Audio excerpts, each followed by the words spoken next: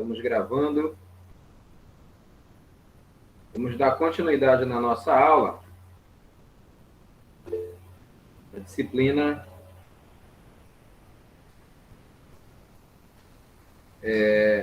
só uma informação para quem está no grupo, caso caia. Essa aula está sendo gravada e eu também vou disponibilizar essa gravação, como eu fiz com a aula anterior, tá? Um link no YouTube.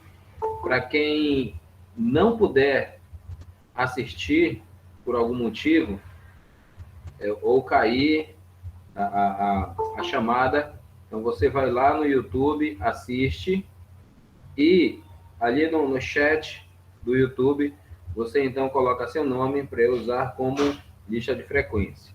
Tá? Os que já forem entrando, por gentileza, já iniciem, já coloquem seus nomes aí na lista de frequência. Na lista do bate-papo, vai ser a nossa lista de chamada. Ao final da aula, eu vou retirar os nomes daqui. Tá certo? Então, enquanto isso, a gente vai dar continuidade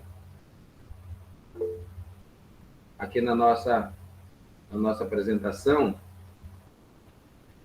Então, nós estamos falando da água utilizada no abastecimento industrial. Então, ela é utilizada na fabricação de produtos, na lavagem de matérias-primas e equipamentos, é usada em caldeiras, a produção de vapor, refrigeração de equipamentos, lavagem de pisos das áreas de produção, incorporação aos produtos, reações químicas, higiene dos funcionários, combate a incêndio, enfim. Todos os locais que a indústria necessita, então a água vai ser utilizada. E essa água, uma vez utilizada, ela então passa a ser esgoto, certo? Então ela precisa ser tratada. Em toda a água de uma indústria, ela é tratada em um só sistema, não há uma separação para as águas, todas elas vão para o mesmo sistema de tratamento, certo? E por quê? Porque todas elas são do pátio industrial. Também é usada na irrigação, no cultivo de hortaliças, em lavouras de grande porte, na recreação com contato direto, como é o caso de natação, mergulho, e sem o contato direto, como é o caso do esqui aquático, da pesca e da navegação esportiva. E a utilização estética da água, tá, para fins paisagísticos, como é o caso de vários chafarizes pelas cidades. Também é utilizada na dessedentação de animais, na preservação da flora e da fauna, na aquicultura, que é a criação de frutos do mar, como mariscos, ostras, camarões, entre outros, no transporte, na navegação de passageiros e cargas, e na geração de energia elétrica e na diluição e afastamento de despejos, como é o caso da diluição de esgoto sanitário e efluentes industriais. Na aula anterior, eu cheguei até a comentar sobre o emissário submarino, que é uma tubulação que ela avança no rio, a 200, 300 metros no rio, lançando todo o esgoto tratado da estação de tratamento de esgoto. Então, ela é lançada no rio para que a autodepuração de cada rio possa, então, tratar o esgoto que foi ali lançado. E o uso mais nobre da água é justamente para o consumo humano, para o abastecimento, né? Então, outros usos da água, ele não é exigido que a água tenha uma qualidade tão alta quanto a água que é destinada para o consumo humano. Então, os países mais ricos em água. Nós temos, em primeiro lugar, o Canadá, com 8.233 quilômetros cúbicos por ano. Depois nós temos a Indonésia, desculpa, nós temos o Canadá, com 3.902 quilômetros cúbicos ano. Em segundo lugar, eu falei o Canadá, que é o terceiro, né? Mas em segundo lugar vem a Rússia, com 4.507, depois o Canadá, depois a Indonésia e em quinto lugar, não por último, né? Mas em quinto lugar, a China. E o interessante daqui, falando de água, é que a diferença entre Brasil e Rússia, o Brasil está em primeiro lugar na produção de água por ano, 8.233 quilômetros cúbicos por ano. A Rússia, que é maior, que é um continente, que é um país maior do que o Brasil, que está em segundo lugar na produção de água para consumo no mundo, ela tem mais ou menos metade da água que o Brasil produz. Então, não é, o Brasil produz 8.233, a Rússia 4.000, né? Canadá 2.900, perto de 3.000, China 2.800, a Indonésia 2.800, China 2.800.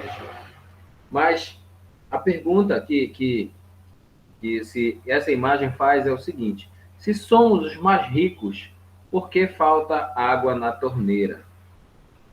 E é interessante isso, porque nós somos o país mais rico em água doce no mundo. Mas porque em muitos casos justamente falta essa água doce.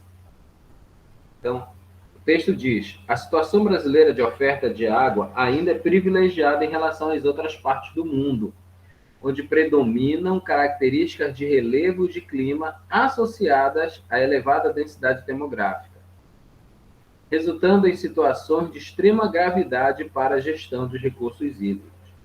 Então, a nossa densidade demográfica, ela não é bem heterogênea, ela não é espalhada pelo nosso solo brasileiro.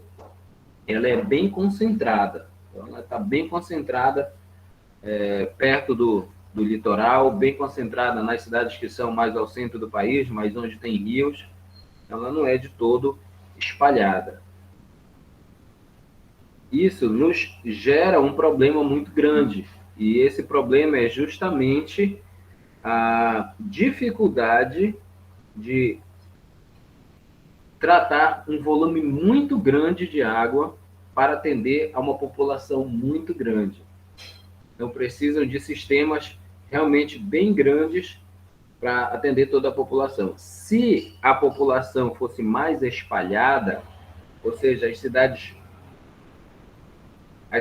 pequenas, elas fossem mais populosas, então isso tiraria a população, um pouco dessa população, uma parte dessa população, das cidades grandes. Consequentemente, o tratamento de água seria mais eficiente. Se tivéssemos, claro, tratamento de água eficiente em todas as cidades. O que não é a nossa realidade. A nossa realidade é que todo o nosso sistema de tratamento de água ele é bem deficitário, ele é bem deficiente. Temos o caso de Abaetetuba. Abaetetuba hoje tem um sistema de tratamento de água que ela não consegue tratar a água para toda a população. Então, boa parte da população não recebe água tratada. Alguns recebem água tratada, mas com uma pressão muito baixa. Então, os bairros mais próximos ao sistema de tratamento, eles ainda recebem água com pressão, né, e com uma qualidade. Todavia, os que são mais afastados não têm essa possibilidade de receber. Mas por que não tem? Porque hoje em Abaetetuba falta um novo sistema de tratamento de água. Não para modernizar, não para desativar o que existe e criar um novo, mas sim criar um novo para dar suporte ao qual já existe. Então, quem sabe ali um sistema de tratamento de água ali perto do Trevo para Beja seria o ideal para que a para que a população dos bairros mais afastados viesse a receber água de qualidade. Então, o texto aqui diz o seguinte: há uma má distribuição desse recurso, que é a água. De acordo com os dados do IBGE, o Brasil possui 12% da água doce do planeta, ressaltando que 89% está nas regiões norte e centro-oeste, com a população de 14,5% e apenas 11% está nas regiões nordeste, sudeste e sul, onde tem 85% dos brasileiros. Então, uma maior quantidade de água está disponível para uma menor taxa da população e uma menor quantidade de água está disponível para uma maior taxa da população. É por isso que nas regiões sudeste nós temos aí crise de abastecimento. A gente não sabe ainda aqui na região norte o que é uma crise de abastecimento, mas na região sudeste eles sabem, porque é uma população muito grande para consumir a água que ali é tratada e não tem um volume suficiente, principalmente nos períodos em que há estiagem, menos chuvas. Então, mas como definir quais os usos têm maior ou menor importância para o caso de escassez ou conflito pelo uso da água? A Lei 9.433, de 97, institui a Política Nacional dos Recursos Hídricos, classifica em usos prioritários e usos preponderantes. Prioritários correspondem ao abastecimento humano e à dessedentação de animais, e os preponderantes aos demais usos. Então, em caso de crise de água, muitos serviços eles deixarão de acontecer. Tá? Então, a água ela vai ficar para aquilo que é prioritário, no caso, abastecimento. E hoje em dia, em São Paulo, a gente vê, nessa crise hídrica que está acontecendo lá em São Paulo, todos os lava-jatos, os lava-jatos, né, de carro, eles estão fechados, eles estão proibidos de funcionar. Eles não podem funcionar nesse período. Alguns outros serviços, como chafariz, também é desligado. Nenhum serviço que utiliza água, né, que não seja o essencial, que não seja prioritário, ele é ativado. Então, todos eles são desativados. Então, independente de qualquer uso que se faça da água, seja para abastecimento humano, seja para transporte, haverá alteração da sua qualidade. Dependendo da intensidade, pode prejudicar o mesmo uso ou outro de maior importância. Assim, os conflitos pelo uso da água pode haver quanto à utilização da água. Por exemplo, o lançamento e, consequentemente, a diluição de despejo de origem humana, industrial e agrícola podem degradar a qualidade da água e afetar outros usos, tais como abastecimento humano, industrial, irrigação e preservação da fauna e da flora e recreação. O que isso quer dizer? Todas as vezes que o lançamento, a diluição de despejo, ela é feita, outros usos da água podem ser afetados por causa dessa ação. Então, hoje a gente estuda qual o melhor método de fazer tratamento de esgoto. A gente estuda qual o melhor método de fazer reutilização da água. Quais são os métodos mais eficientes de reaproveitamento de água da chuva.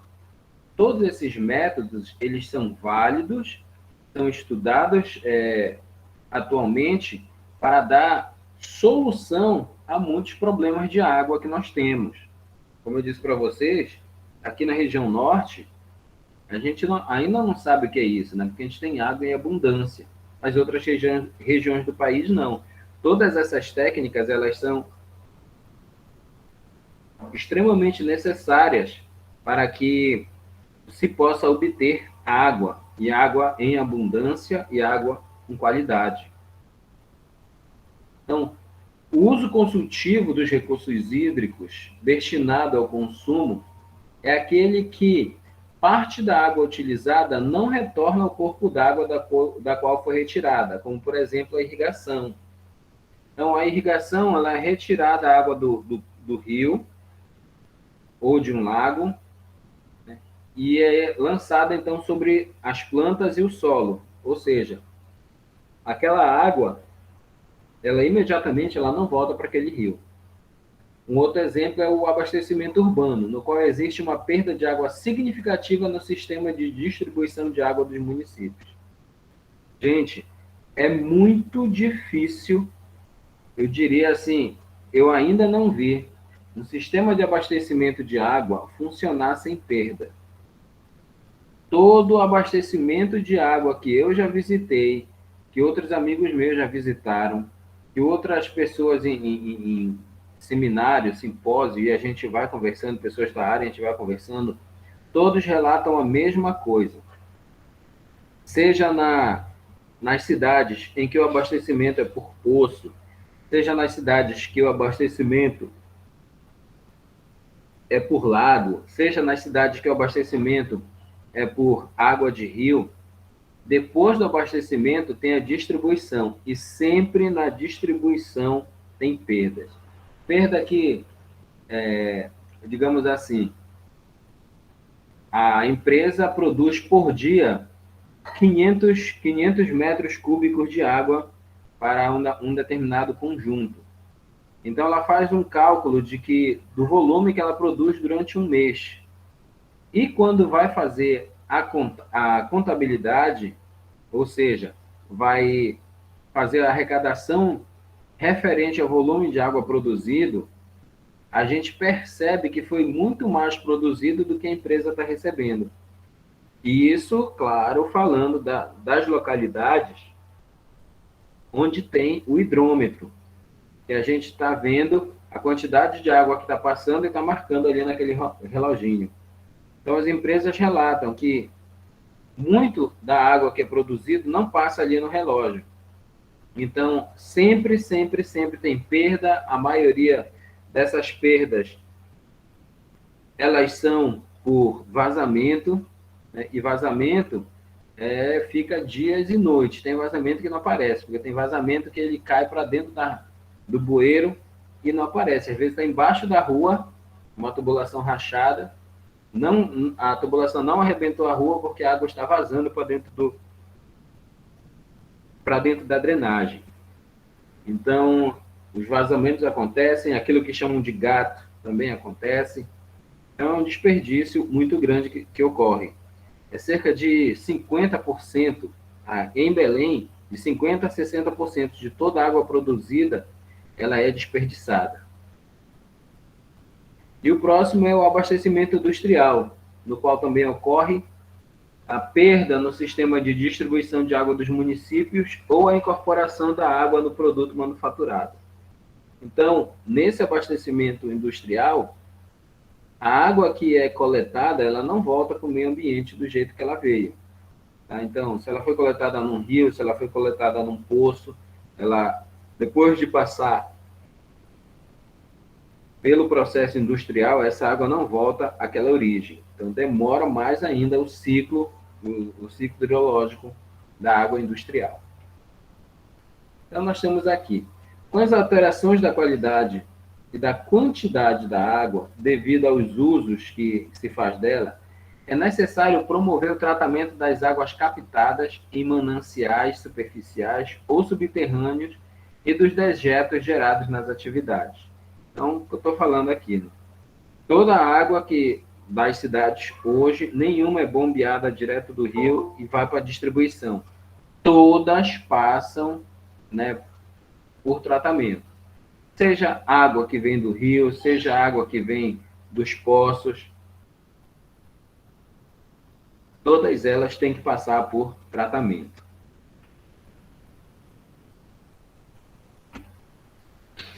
Por isso, algumas exigências devem ser atendidas para atingir os padrões específicos reportados na legislação ambiental vigente para obter a qualidade mínima correspondente ao uso que se fará da água.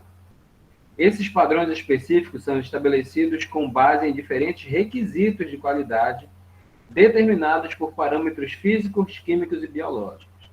Para vocês terem ideia, toda a água que ela vem, que ela é destinada para consumo humano, o primeiro tratamento que ela recebe é o tratamento físico, para que toda partícula de argila, toda partícula de algum solo, ou até mesmo de pedras, seja então abandonado, seja bloqueado, né, logo no primeiro tratamento, que é um filtro. Depois, tem um tratamento químico e tem tratamento biológico nessas águas. Esse tratamento visa matar bactérias, vírus, fungos, protozoários nesse tratamento químico e tratamento biológico. E isso falando da água para abastecimento, né, da água para beber. Outros usos da água não requer tanto tratamento como a água de abastecimento. Então, falando um pouquinho sobre balneabilidade, eu já falei sobre balneabilidade com vocês ou ainda não? Falou, professor, se não me engano. Na última aula. Eu citei, né? Citei a balneabilidade. Então, peraí, gente, só um momentinho aqui. Só um momentinho aqui, já volto. Só um segundo.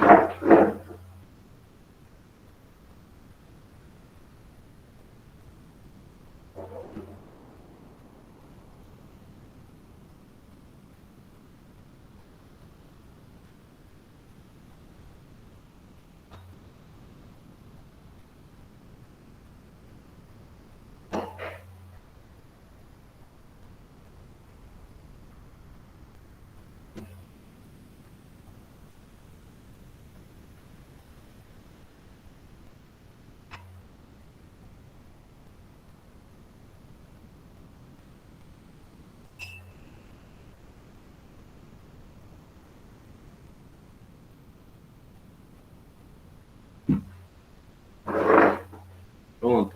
Então, só recapitulando a ideia da balneabilidade, a balneabilidade é a característica da água para se tomar banho, tá?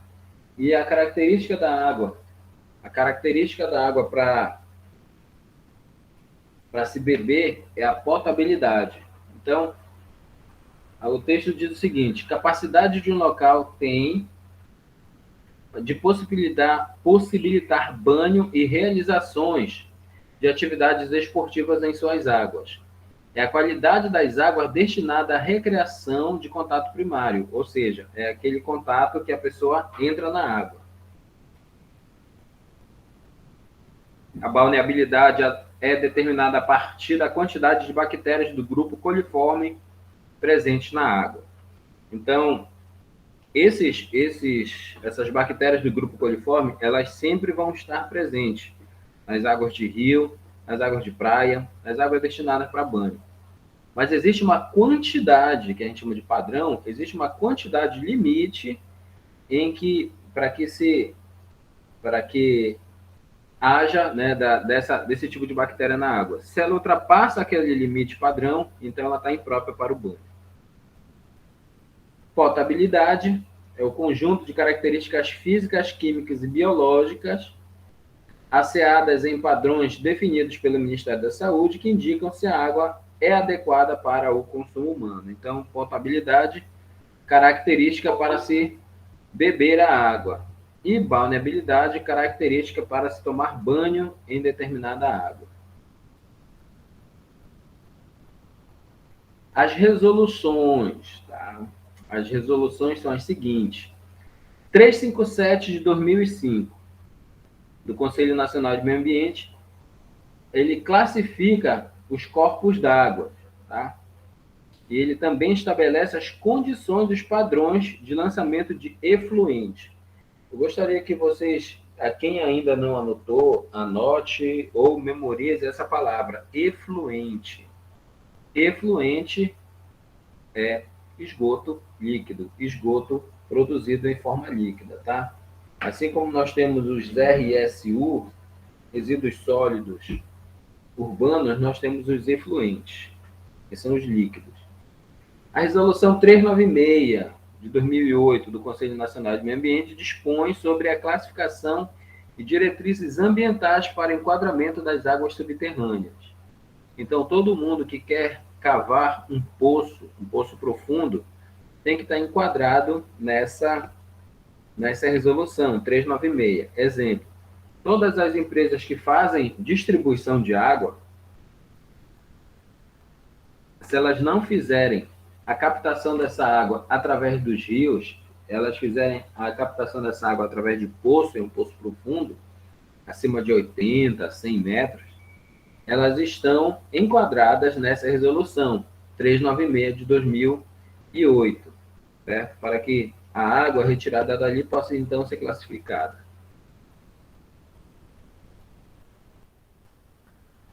Resolução 274 de 2000 define os critérios de balneabilidade das águas brasileiras. Então, essa resolução 274 é que vai definir quais são os padrões das águas. Então, a Secretaria de Meio Ambiente, lá no período de férias, no período de alta utilização das praias, ela vai lá na praia, faz a coleta, determina a quantidade de coliformes presentes naquela água e determina se, a partir daí, então, ela determina se aquela água está própria ou imprópria para o banho. Tá? E Portaria 518, de 2004, tá? Do Ministério da Saúde, estabelece os procedimentos e responsabilidades relativas ao controle e vigilância da qualidade da água para o consumo humano e seu padrão de potabilidade. Então, essa portaria 518, como o texto fala, estabelece os procedimentos e responsabilidades relativos ao controle e vigilância da qualidade da água. Quer dizer o seguinte, para que haja o controle e a vigilância da qualidade da água, há uma lei que ela rege as ações. Exemplo que eu posso citar aqui. Nela está preconizado lavagem de caixa d'água. Então, de tempos em tempos, tem que se lavar a caixa d'água. De tempos em tempos, é preciso fazer toda uma CPC, eu estou falando para rede de distribuição de água, tá? Dependendo da qualidade da água que é retirada de um determinado local, de um determinado poço, e essa água é, então, enviada para uma caixa d'água, mais ou menos 4 meses, outros 6 meses, tem que fazer a limpeza total dessa caixa d'água, para então voltar a fornecer. Essa norma está dentro dessa portaria 518, de 25 de março de 2004. Tá? Então, antes de eu continuar a falar, eu queria falar sobre o que é poluição e o que é contaminação. O que vocês entendem sobre poluição e sobre contaminação? Alguém pode me falar? Está na hora da gente participar um pouco da aula. Qual a diferença? Ou é a mesma coisa? Eu acho que a poluição, ela é algo que vai vir com o tempo. Tipo, uma degradação. Com o tempo vai se acumulando coisas, com o tempo coisas vão se dispersando no ar, com o tempo... assim vai indo. Já no caso da contaminação, pode ser algo tanto proposital quanto não, entendeu? Tipo, houve a contaminação do rio por causa de certa empresa que acabou deixando rejeitos vazarem. É essa que eu tenho a visão. Certo, obrigado pela contribuição. Importante a tua contribuição, gostei do teu ponto de vista. Mais alguém pode me dizer, concorda, se discorda, se acha que é diferente de poluição e contaminação?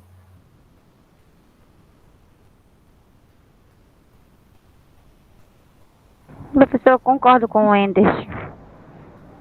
A minha visão também é igual a dele, poluição, uma coisa que vem ao longo do tempo, e contaminação pode ser voluntária ou involuntariamente.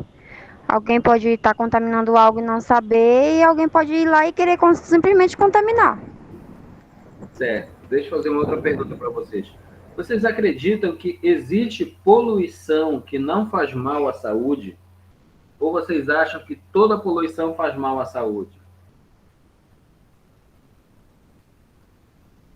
Eu acho que toda poluição faz mal.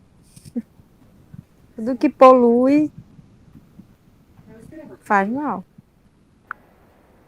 Boa noite. Boa noite, Adriana. O professor, antes eu pensava dessa forma, que toda poluição trazia malefício, né? Mas essa semana que passou, eu vi uma reportagem no Globo Repórter, acho que foi Globo Repórter, que ele dizia que o jeito que eles faziam carvão, né? E era um jeito que transformava aquela fumaça em gás carbônico e ia para a atmosfera, né? Então, dessa forma, se tornava uma poluição sadia, entre aspas.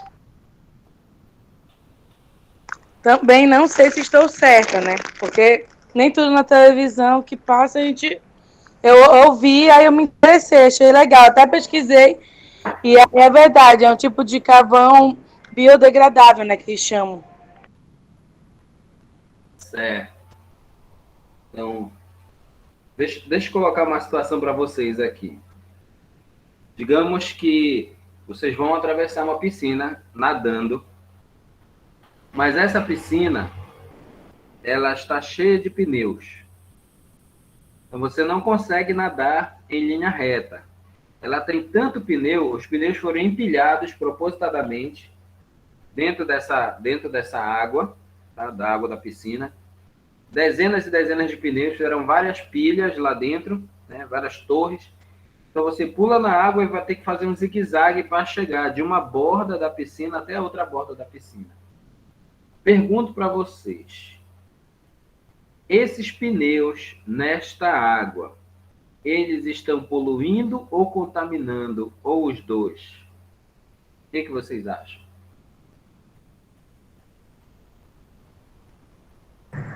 Eu acho que está contaminando. Está Maria, poluindo, professor. pode falar de novo? Poluindo. Está poluindo. Eu acho que é contaminando, professor. Eu acho que contaminando também. Eu acho. Certo. A ideia seria o seguinte: se houver diluição de algum produto, ele vai estar contaminando. Mas se não houver diluição, ele vai estar poluindo. Então, existe alguns cientistas, né, alguns estudiosos que falam exatamente isso. Se determinado produto está diluindo, então ele está contaminando. Mas se ele não está diluindo, ele está inerte, ele está poluindo. Então, o excesso seria mais ou menos o seguinte: o excesso de pneus dentro da piscina fez com que aquela água fosse poluída. Tá poluindo, né? Não está contaminada, porque a borracha não soltou nenhum produto químico. Mas se ela solta um produto químico, aí então estava contaminando. Então, a ideia seria essa. Existem várias ideias. Eu falei isso para a gente poder pensar um pouquinho, né? Para a gente poder debater um pouco sobre isso, porque vocês vão encontrar, inclusive nesse material que eu estou passando para vocês, uma ideia diferente disso. Né? É que nem falar sobre eficiência e eficácia, que parecem ser a mesma coisa, mas são diferentes. Então, a poluição, ela tem muito a ver com o excesso de coisas em um determinado local. Então, poluição visual é uma poluição que não te causa problema de saúde. Mas, digamos assim, você anda numa rua, tem um monte de placa. Tá? A cidade está horrível porque tem um monte de placa de propaganda. Aquilo é uma poluição visual. Só que aquilo não te faz mal para a tua saúde. Então, é uma poluição que não te faz mal. Não é contaminação. É uma poluição sonora. Muito som, muito barulho, várias fontes de som fazendo um som, um ruído, um barulho, ou uma fonte só muito alta, né? Como é o caso de trio elétrico. Todo trio elétrico causa uma poluição sonora. Ele não causa uma contaminação sonora, ele causa uma poluição sonora. Só que essa poluição sonora, ela pode vir a afetar as pessoas. No caso, pode afetar a audição das pessoas. Então, esse é um tipo de poluição que pode prejudicar a saúde. Mas no ar mesmo, não contaminou o ar com nada. Mas o som se propaga pelo ar. Certo? Mas, de forma geral, a ideia seria essa. Né? Se gera resíduo, se mistura, seria contaminação. E se não mistura, seria poluição. Tá? Mas vamos ver o que o nosso texto fala. Diz o seguinte: a Lei 6.938, de 1991, diz o seguinte: poluição é a degradação da qualidade ambiental, resultante da atividade que, direta ou indiretamente, prejudiquem a saúde, a segurança e o bem-estar da população. 2. Criem condições adversas às atividades sociais e econômicas. 3. Afetem desfavoravelmente a biota. 4. Afetem as condições estéticas ou sanitárias do meio ambiente. E, por último, lancem matérias ou energia em desacordo com os padrões ambientais estabelecidos. Certo? Então, como eu estava falando para vocês, poluição, ela é um excesso de alguma coisa num determinado meio. Pode ser o meio ambiente, pode ser o meio acadêmico, escolar, pode ser o meio hospitalar, enfim, em um determinado meio. O excesso de algo, aquilo está poluindo. Mas se aquilo diluir, aquilo vai estar contaminando. Braga, em 2005, fala que o conceito de poluição indesejáveis, o conceito de poluição está relacionado a indesejáveis ações pelas atividades e intervenções humanas no ambiente. Por outro lado, consideram também poluição a que foge de controle não provocada pelo homem, caracterizada pelos fenômenos naturais. E o Dr. Sperling, em 2005, define a poluição das águas como a adição de substâncias ou forma de energia que alterem a natureza do corpo d'água, prejudicando seus possíveis usos. Essa é uma definição essencialmente prática, principalmente analisando as medidas de controle para reduzir a poluição.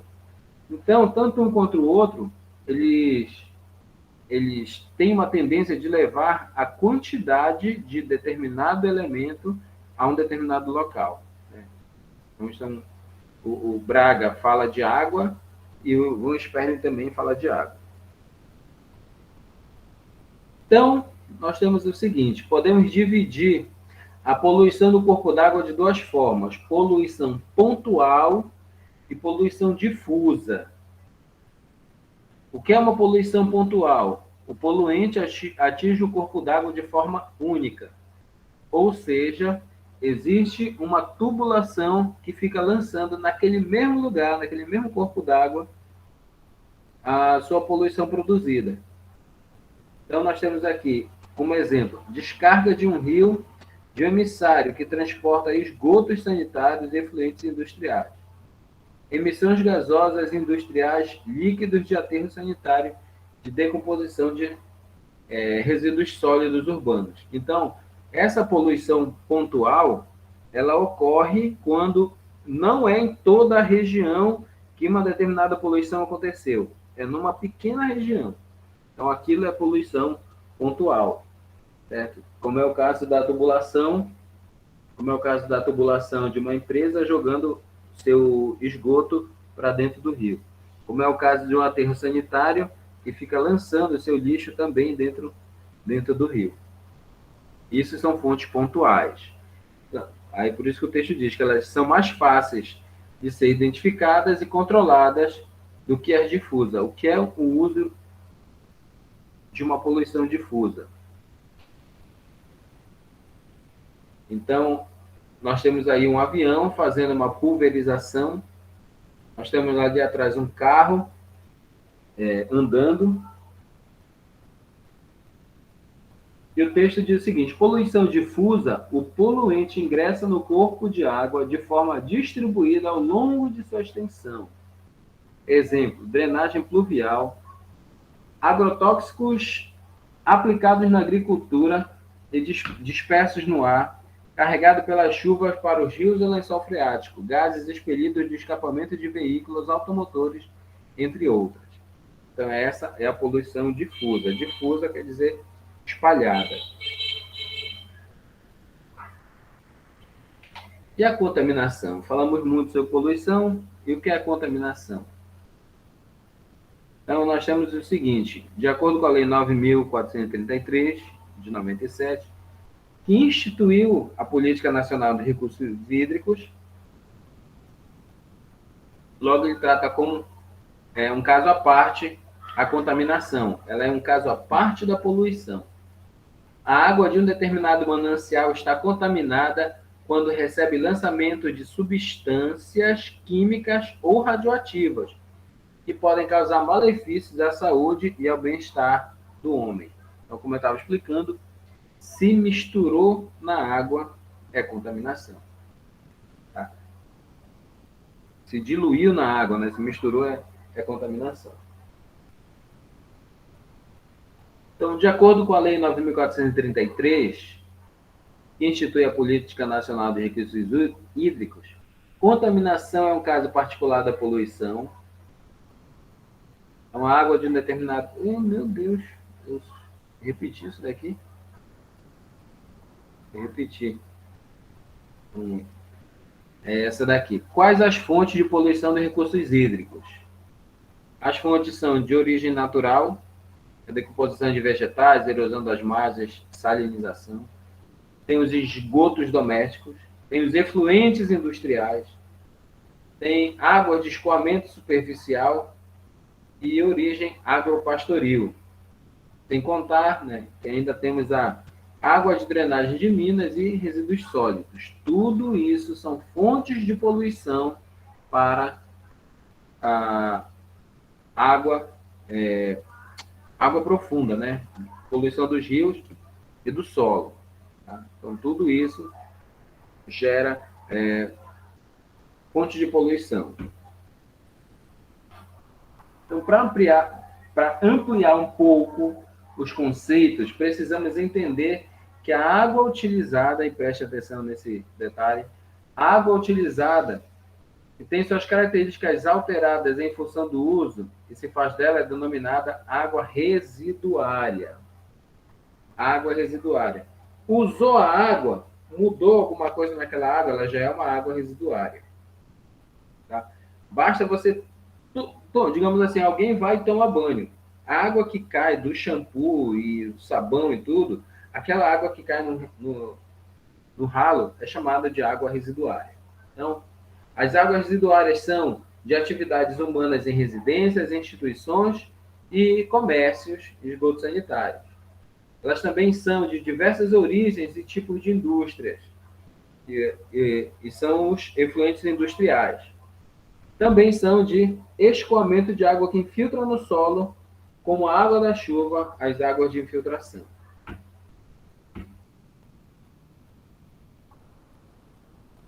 Então, dessa forma, fica claro para nós que qualquer uso que se faça da água irá acarretar a geração de um rejeito que deve ser tratado, disposto adequadamente para não poluir o meio ambiente e prejudicar as gerações futuras e atuais. Então, o texto está dizendo o seguinte: toda água usada merece ser tratada.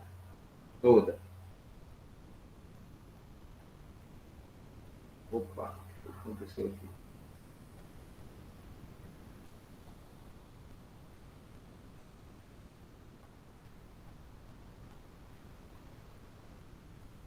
Ah, tá. Vamos lá. Então, pessoal, eu queria hoje passar para vocês uma atividade E essa atividade, eu primeiro vou conversar aqui no grupo, em seguida eu vou lançar lá no grupo de WhatsApp, que a atividade é essa. Só lembrando que quem ainda não colocou o nome aqui na lista, por favor, coloquem, tá? Se alguém caiu, eu vou postar depois o link dessa gravação, tá? Para que a pessoa possa, então, assistir a aula, tá? Normalmente, tá? Voltar a assistir aqui. E vou passar uma atividade para vocês. Aí, essa atividade é o seguinte, ela vai ser... Mande o link. Tá, vamos... Marli, peraí. Deixa eu só olhar aqui.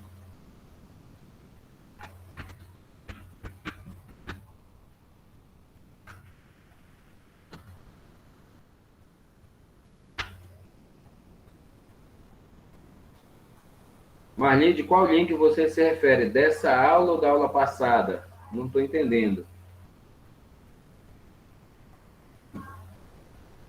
Eu acho que é da chamada, mas não é preciso. Não entendi. É só assinatura. Não, professor, eu pensei que o senhor colocasse tipo o link da chamada no Sim, chat, não, entendeu? é aqui no chat. Tá? Pois é, e quando eu entrei, o link não aparecia pra mim mais, porque o senhor mandou lá, não tá aparecendo pra mim, é isso. Não é link, Marli, não é link, é só para escrever só o nome. Ah, tá bom. Entendi. Aqui no chat eu tiro daqui o nome de cada um. Ah, tá bom. Tá ok. Assim eu acho que fica mais fácil. Então, voltando aqui. Nós vamos fazer uma atividade, e essa atividade ela é individual. Certo? Essa atividade ela é individual, eu vou dar um prazo para vocês resolverem ela. Tá? Inclusive, quem não está na sala vai poder assistir a aula e saber dessa atividade, como é que é. Tá?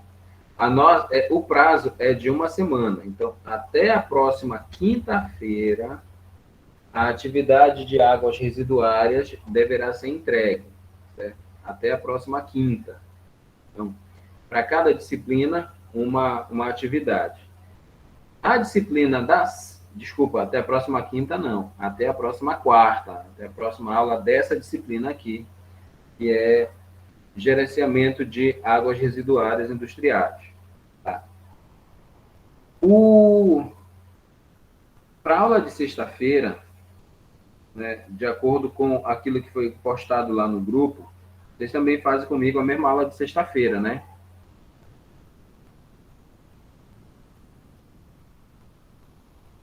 Ou não?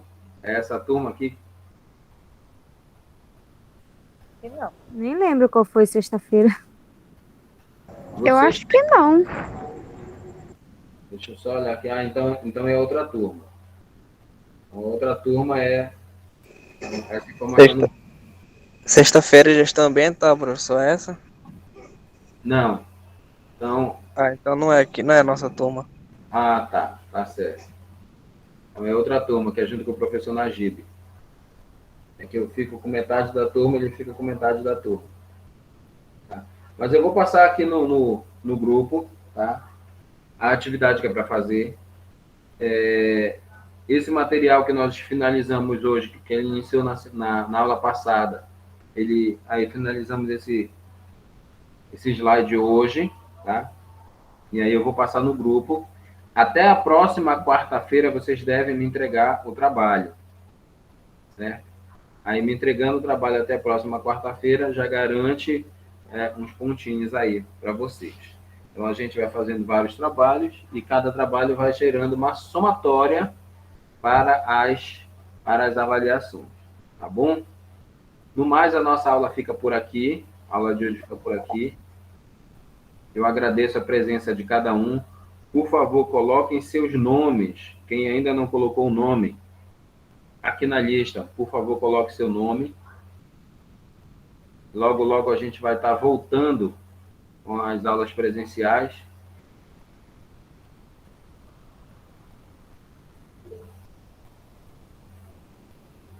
Professor, Pois não, pode falar?